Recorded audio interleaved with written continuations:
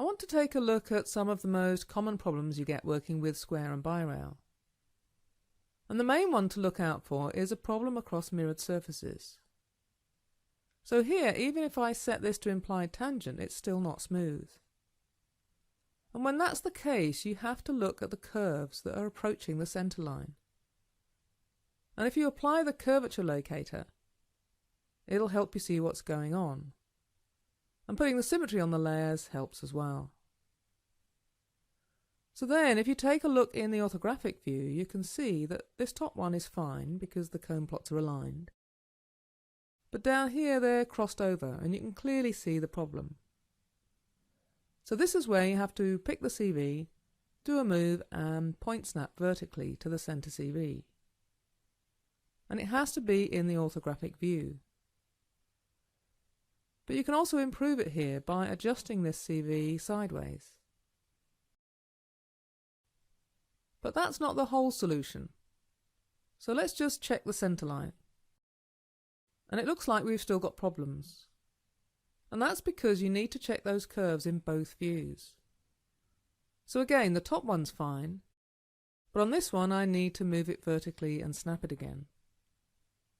So now my surface should look okay. So the cone plots are one of the best ways of diagnosing problems. So I'll just delete the locators, and I'll also delete this surface because I want to create another typical problem, where the curves don't exactly match at the corners. And I'll just turn off the symmetry because we don't need it for now. Now with the square tool, it actually only lets me pick curves that are touching. So by the time I get to this one, it won't even let me select it because of the gap. But with the BiRail, I do the generation curves first, and then the two rails. And the surface just doesn't get built. But I get this red arrow showing me where the problem is. And if I open up the prompt window, it tells me which curves don't touch. So it's the second generation and the second rail. So as a general rule, if something's not working on the screen, I'll open up the prompt window and check the messages. And finally, I just want to make some suggestions for the marking menus. So on my right mouse button, for example, I've added on Hide Unselected and Visible. And I've dragged those on from the Object Display menu. And what they let me do is just pick an object, like this wheel, and then say Hide Unselected to isolate it, and then Visible when I need to bring everything back. So it makes it quick to keep the screen uncluttered as you're working.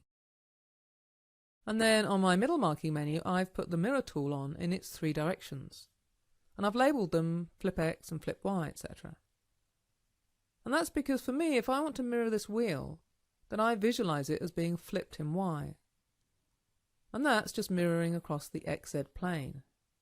So you can name tools any way you want to help you remember how they work. And what I've also done is on the right mouse button, I've added the Toggle Template tool. So now I have Template here. And for that to work properly, I've also added the Pick Template tool onto the first mouse button. So now I can just pick the template and toggle it back to normal. Now there's lots of people who don't use template at all, but I happen to use it a lot. And that's what's great about the marking menus, they can be adapted to your habits.